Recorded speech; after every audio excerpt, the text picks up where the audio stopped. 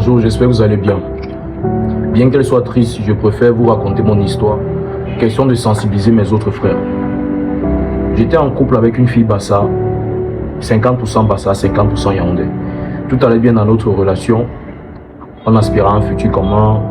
On choisissait déjà les noms qu'on allait donner à nos enfants, bien qu'elle n'était pas encore enceinte.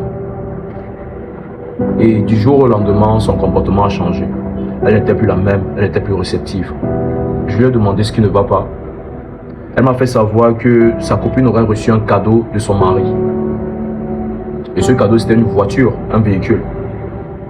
Je lui ai dit, ta copine a plus de 10 ans de relation avec son homme. Ils se sont rencontrés jeunes, ils ont bâti. Aujourd'hui, ils sont en train de récolter. Toi et moi, nous sommes qu'à 3 mois de relation.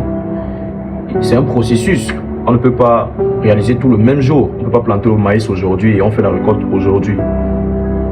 Elle a boudé, mais on est passé dessus. Un jour, quand je rentre, je trouve qu'elle n'est plus là. Il y avait une lettre posée sur la table. Il était écrit « Je suis fatigué, je n'en peux plus. Pendant que mes copines sont véhiculées, moi je suis là, je prends les taxis, je prends la moto. » J'ai pleuré. Vous pouvez constater jusqu'à présent, jusqu'aujourd'hui, je pleure. J'ai supporté. Je n'arrivais plus à manger. Je ne dormais plus. Ma vie n'avait plus de sens.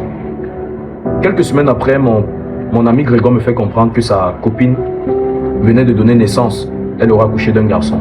Donc j'ai acheté de l'eau pour aller lui offrir. Et question de voir le bébé. Sauf qu'à l'entrée de l'hôpital, je rencontre mon ex. Elle était assise côté passager du corbillard.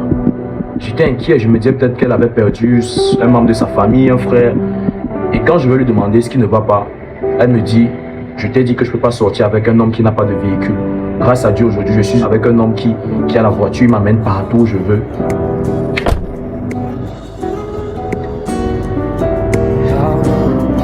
Donc en gros, ma copine m'a laissé pour un homme qui a le corbillard.